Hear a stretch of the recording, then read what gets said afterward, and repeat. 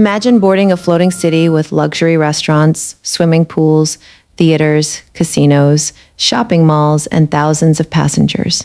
You pay a few $100s for your ticket and think you've found an incredible deal. But here's the question. How can cruise companies afford to offer vacations that seem cheaper than staying in a hotel? The answer is simple. They don't expect to make most of their money from your ticket. They expect to make it after you step on board. Most people believe cruise lines are in the business of selling vacations. In reality, they're running some of the world's most sophisticated floating businesses where nearly every part of your journey is designed to generate additional revenue. Your cruise fare is often just the beginning. Once you're on the ship, an entirely new economy opens up. Want unlimited drinks? That's an extra package. Want specialty dining instead of the main buffet? There's another charge: spa treatments, Wi-Fi, shore excursions, casino games, shopping, premium coffee, professional photos, room upgrades, and even some onboard activities all create additional income. These purchases may seem small on their own, but multiplied by thousands of passengers on every voyage, they become a massive source of profit.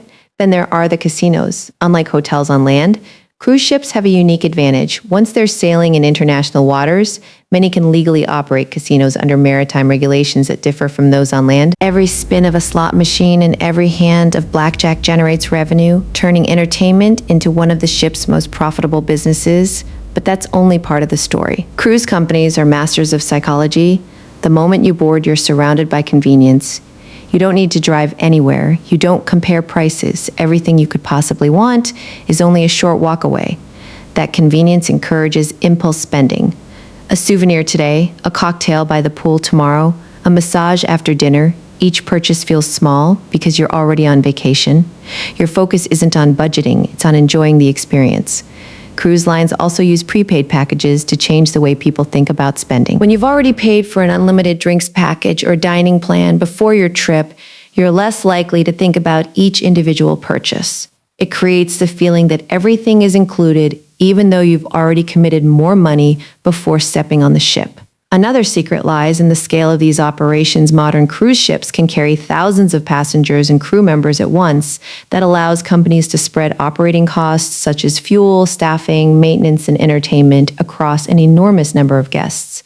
The more efficiently they fill cabins, the lower the average cost per passenger becomes. This is why cruise lines invest heavily in loyalty programs, discounts, and promotions. An occupied cabin almost always generates more value than an empty one, especially once passengers begin spending on board. Here's the twist. Cruise companies aren't just transportation businesses. They're hotels, they're restaurants, they're shopping centers, they're casinos, they're entertainment venues, they're travel agencies. They're all of those businesses operating together inside one floating city.